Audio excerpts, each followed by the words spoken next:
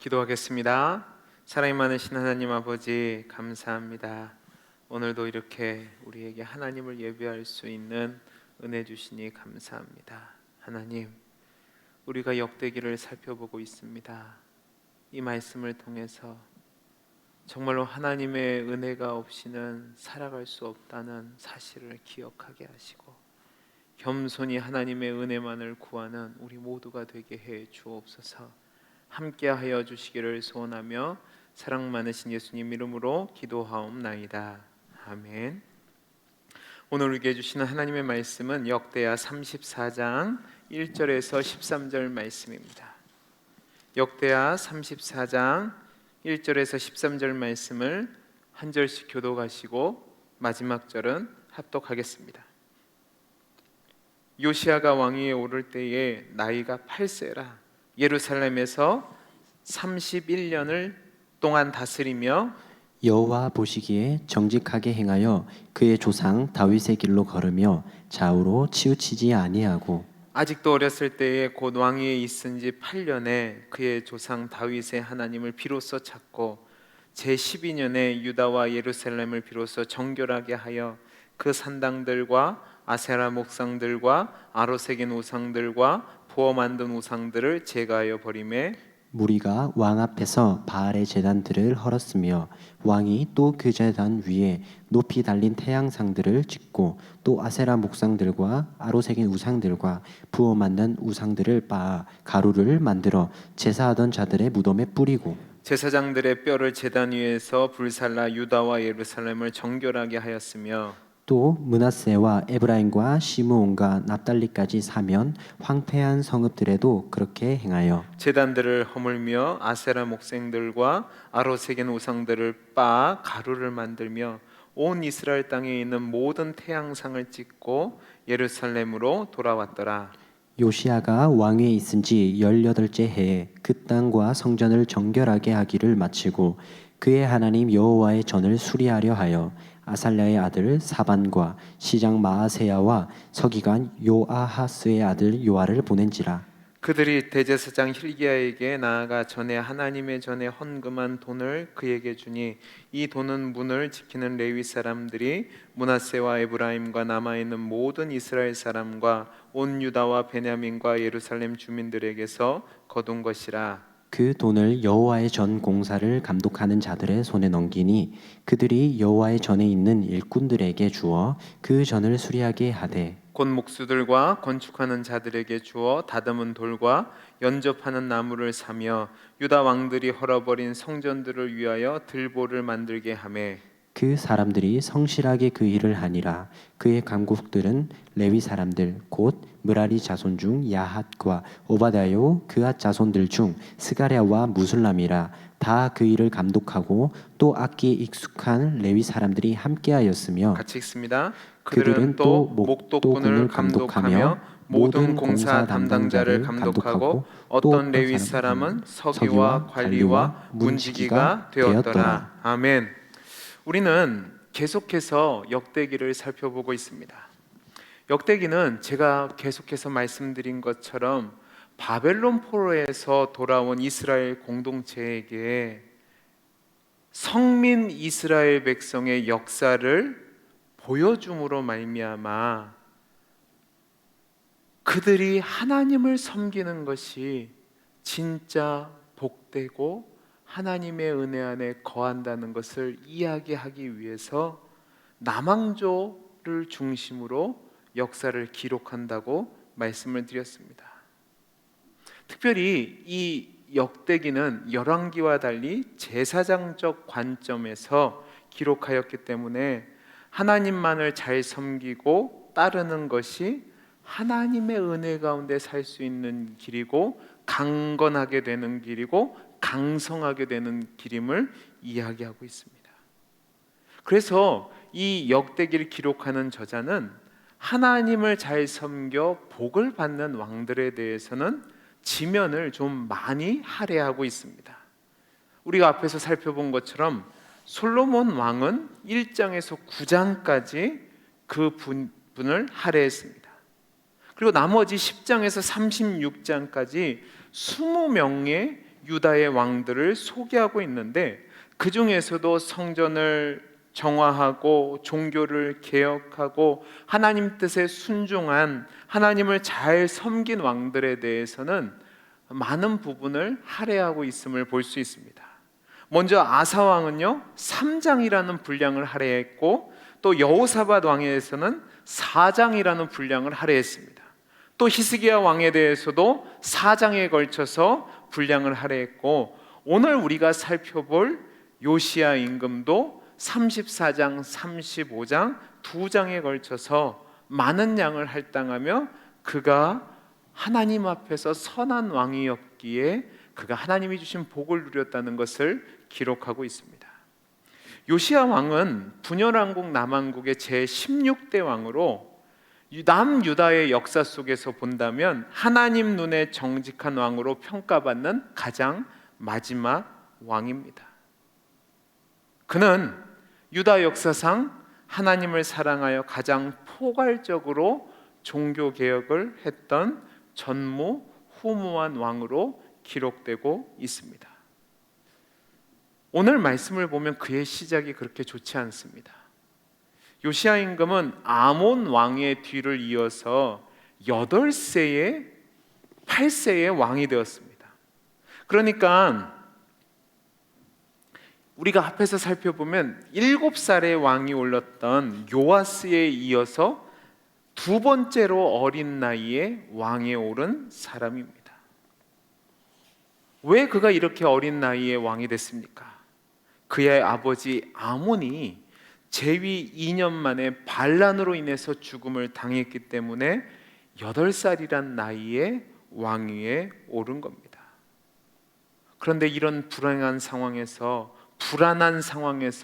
왕이 되었음에도 불구하고 그는 31년 동안이나 예루살렘에서 남유다를 다스리면서 하나님 보기에 정직하게 행하여 다윗 왕의 길로 걸었던 왕이었습니다. 오늘 본문은 이러한 요시야 왕의 행적에 대해서 크게 두 부분으로 나눠서 설명하고 있습니다. 먼저 첫 번째 단락은 1절에서 7절까지 말씀인데요, 어린 나이에 왕위에 오른 요시야가 행한 종교 개혁에 대해서 기록하고 있습니다. 그는 아버지가 재위 2년 만에 반란으로 죽게 되어서 8살이라는 어린 나이에 왕위에 올랐기 때문에 자칫 잘못하면 그를 이용하려는 정치 세력에 놀아날 수 있는 상황이었습니다. 그러나요, 그는 왕으로 통치하는 가운데 평생 동안 하나님 말씀에 따라 통치하면서 그의 나라를 든든히 세워갑니다. 특별히 3절부터 7절까지 기록된 내용은 열왕기에는 없는 단독 내용으로서 그가 8년이 지난 16살 때에 하나님을 찾았던 일과 통치 후 12년이 지난 20살 때에 유다와 예루살렘에서 우상들을 제거하는 종교 개혁을 단행한 것을 기록하고 있습니다. 지난 4년 동안 성장해온 개인적인 신앙이 국가적인 정책으로 발현되어서 결실을 맺은 것이죠. 요시야의 명령에 따라서 예루살렘과 남유다에서 오늘 말씀에 기록된 것처럼 바알 신들을 숭배하던 제단들과 분향단들을 모두 헐었고 산당들을 모두 제거했습니다. 또한 므낫세와 에브라임과 시므온과 납달리 지역까지 돌아다니면서 개혁을 추진하는데, 여러분, 므낫세와 납달리는 북왕조를 대표하는 지파들이고, 시므온은 약속의 땅 최남단에 있는 땅이고, 납달리는 최북단에 위치한 지파의 땅입니다. 그러니까 요시야 임금이 종교개혁을 단행한 것은 단지 남유다와 예루살렘만을 한 것이 아니라 예전에 다윗과 솔로몬이 다스렸던 모든 영토에서 종교개혁을 단행하였다는 것을 보여주는 겁니다. 여기서 우리가 주목할 것이 있는데, 이미 우리는 역사를 통해서 기원전 약 722년경에 아수르에 의해서 북왕조 이스라엘이 멸망하고 아수르의 주로 편입된 것을 알고 있습니다. 그런데 아수르 왕이 통치하는 북이스라엘 지역에서 요시야가 순회를 하면서 우상의 단과 우상들을 제거하고 제사장들의 뼈를 불사르고 그리고 모든 산당들을 제거하는 종교개혁을 했다는 겁니다. 이것이 어떻게 가능하죠? 그것은 아수르의 세력이 그만큼 약화됐다는 겁니다. 그래서 그 아수르의 통치권이 변방인 북이스라엘 지역까지 미치지 못하니까 이 상황 속에서 요시야는 한 민족으로서 이스라엘 백성이 하나님을 섬길 수 있도록 종교개혁을 행한 겁니다. 다음으로 두 번째 단락은 8절에서 13절까지 말씀인데, 요시야가 제위 18년째 되는 해에 그동안 진행해온 종교개혁을 마무리하고 성전을 수리한 기사를 기록하고 있습니다. 열왕기서를 보면 앞선 3절과 7절의 내용이 없이 바로 이 단락의 내용을 기록하고 있습니다. 왜냐하면 이 뒤에 있는 부분이 8절부터 13절까지의 내용이 앞에 있는 부분을 언급하지 않고 바로 넘어갈 정도로 요시야 임금에게 있어서는 중요한 사역이었기 때문에 그렇습니다. 온 이스라엘의 영토에서 우상들과 산당들을 제거하고 예루살렘으로 돌아온 요시야 임금은 이제 훼손된 성전에 관심을 갖기 시작합니다. 그가 제위에 오른 지 18년째 되던 해에, 그의 나이가 26살이 되던 해에 그는 지속적으로 행하고 있던 종교개혁의 일환으로 유다의 악한 왕들에 의해서 의도적으로 파괴되었던 성전을 보수하는 작업에 들어갑니다. 그는 아살랴의 아들 사반과 마아세야의 성주와 또한 서기관 등 3명을 지명하여서 성전 보수를 추진합니다. 이 3명의 대신들은 hil기야 대제사장을 찾아가서 성전에 들어온 돈을 그에게 건네줍니다. 그리고 레위 사람들이 감독이 되어서 이 성전 재건을 위해서 수고하는 내용이 오늘 본문에 기록되어 있는 거죠. 이것이 오늘 말씀인데, 이 말씀을 통해서 우리가 오늘 교훈을 얻기를 원하는 것이 있습니다. 첫째는 무엇이냐면, 성도는 상황과 환경에 상관없이 바른 믿음으로 살아가야 한다는 겁니다. 자, 우리 오늘 말씀 1절에서 3절 말씀을 같이 읽겠습니다. 시작.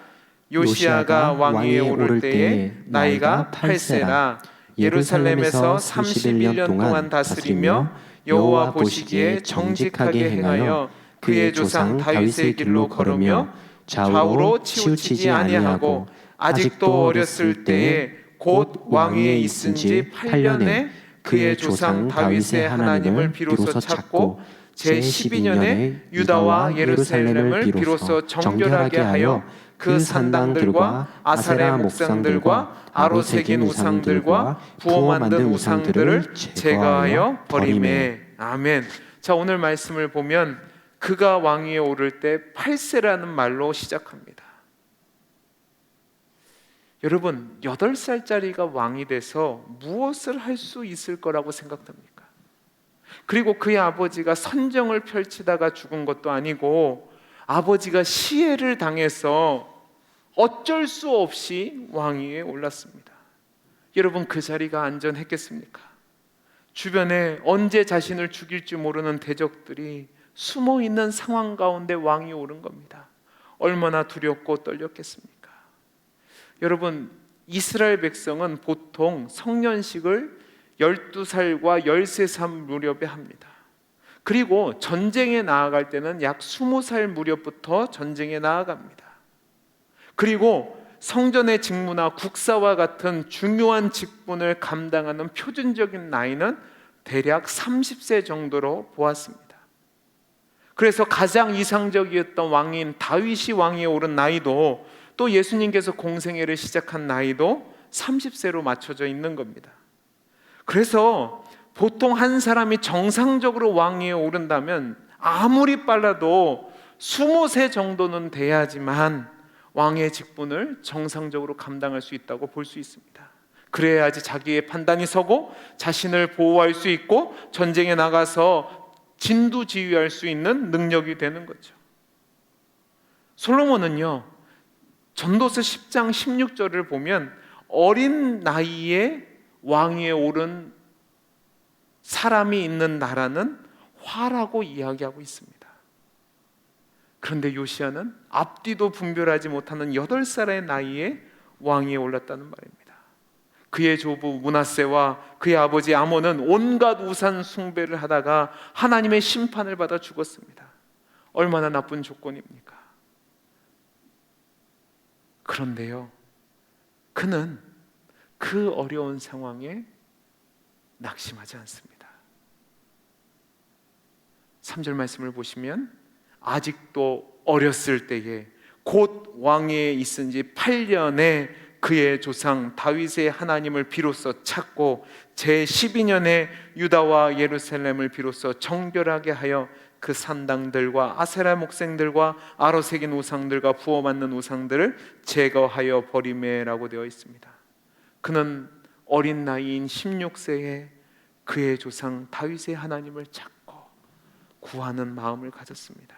그리고 이것을 좀 더 발전시켜서 그가 통치한 지 12년째 되는 해, 그가 20세가 되던 해에 본격적으로 종교 개혁을 단행합니다. 그래서 그의 인생이 제2의 다윗이라는 찬사를 받고 하나님께서 인정하는, 하나님의 사랑을 받는 왕이 되는 거죠. 여러분, 상황과 환경 탓하시면 안 됩니다. 그는 상황과 환경이 좋지 못했음에도 불구하고 하나님을 찾고 의지하고 순종하며 나아갈 때에 아름다운 결과들을 맺게 되는 거죠. 상황 탓하지 마십시오. 조건 탓하지 마시고 환경 탓하지 마십시오. 문제는 납니다. 내가 하나님을 향해서 바른 믿음과 바른 자세를 가지고 있다면 그 사람은 모든 것을 이겨나고 하나님 앞에서 존귀한 자가 될 수 있습니다. 저는 우리 동영교회 성도님들이 이와 같은 복을 누리는 하나님의 사람들이 되기를 간절히 소원합니다. 두 번째로 오늘 말씀을 통해서 깨닫게 되는 것은 개혁이라는 것은 하루아침에 되는 것이 아니라는 사실입니다. 자, 우리 오늘 말씀 3절과 8절 말씀을 같이 한번 읽어보겠습니다. 3절과 8절입니다. 시작. 아직도 어렸을 때에 곧 왕위에 있은 지 8년에 그의 조상 다윗의 하나님을 비로소 찾고 제12년에 유다와 예루살렘을 비로소 정결하게 하여 그 산당들과 아세라 목상들과 아로 새긴 우상들과 부어 만든 우상들을 제거하여 버리매. 자, 그 다음에요 8절이요. 시작. 요시야가 왕위에 있은 지 18째 해에 그 땅과 성전을 정결하게 하기를 마치고 그의 하나님 여호와의 전을 수리하려 하여 아살랴의 아들 사반과 시장 마아세야와 서기관 요아하스의 아들 요아를 보낸지라. 자, 보세요. 사반과 마아세야와 서기관의 아들 요아를 성전 수리를 위해서 보낸다고 되어 있습니다. 그 나이가 몇 살이냐면 그가 왕인 지 18째, 즉 26살 때라고 이야기를 합니다. 그런데 여러분 잘 보세요. 이게 하루아침에 된 것이 아니라는 사실입니다. 그가 16세 때에 비로소 하나님을 찾았습니다. 그리고 20살 때에 종교개혁을 했습니다. 그리고 26살 때 성전 보수에 들어갑니다. 제가 앞에서도 말씀드린 것처럼 열왕기를 보면 요시야의 성전 개혁을 18년째 되는 해로 바로 시작을 합니다. 그런데 그게 그렇게 되는 것이 아니라는 겁니다. 개혁은 하루아침에 일어나는 것이 아니었습니다. 그는 일찍이 하나님을 구하였고 신앙을 훈련하였고 정립하였고 또 종교개혁을 단행하면서 그 과정 속에서 역사하시는 하나님을 보게 된 겁니다. 전역을 돌아다니면서 성전을 정화한 뒤에 18째 되는 해에 성전 보수 작업을 시작한 거죠. 여러분, 개혁은 절대로 하루아침에 되지 않습니다. 하루가 이틀이 되고 이틀이 한 달이 되고 한 달이 1년이 되고 그것이 쌓이고 쌓여서 위대한 업적을 만들어내는 거죠. 여러분, 동원교회가 하나님의 은혜로 부흥하기를 원하고 또 강성해지기를 원하고 위대한 일을 감당하기를 원합니까? 하루아침에 목사가 바뀌었으니까, 하루아침에 하나님이 역사하시니까 그런 일이 될 것 같으십니까? 아니요, 절대로 그런 일은 일어나지 않습니다. 우리의 전 삶을 통해서 이루어지는 거죠. 지금부터 하루하루를 쌓아가야 되는 겁니다. 하나님이 사용하시는 인물 중에 하루아침에 위대한 인물이 된 사람이 없습니다. 신앙은 한탕주의나 요행을 이야기하지 않습니다. 내 자리에서 눈물로 씨를 뿌리고 주의 말씀을 지키기 위해서 땀과 눈물과 수고를 해야 그 열매를 거두는 거죠. 이 사실을 기억하시기 바랍니다. 여러분의 가정이 믿음의 가정이 되기를 바랍니까? 우리 교회가 하나님이 역사하시는 교회가 되기를 바랍니까? 하루아침에 안 됩니다. 지금부터 하루가 이틀이 되고, 이틀이 한 달이 되고, 한 달이 1년이 되고, 이런 신앙의 과정들이 쌓여야, 수고가 쌓여야 하나님 앞에서 하나님이 원하시는 열매들을 맺게 된다는 사실입니다. 그 사실을 기억하시고 오늘 하루부터 충성되게 믿음의 터를 쌓고 믿음의 역사를 이뤄나가시는 우리 성도님들 되시기를 간절히 소원합니다. 기도하겠습니다. 사랑이 많으신 하나님 아버지, 눈물을 뿌리며 씨를 뿌리는 우리 성도님들이 되게 해 주옵소서. 하루아침에 되어지는 것은 없습니다.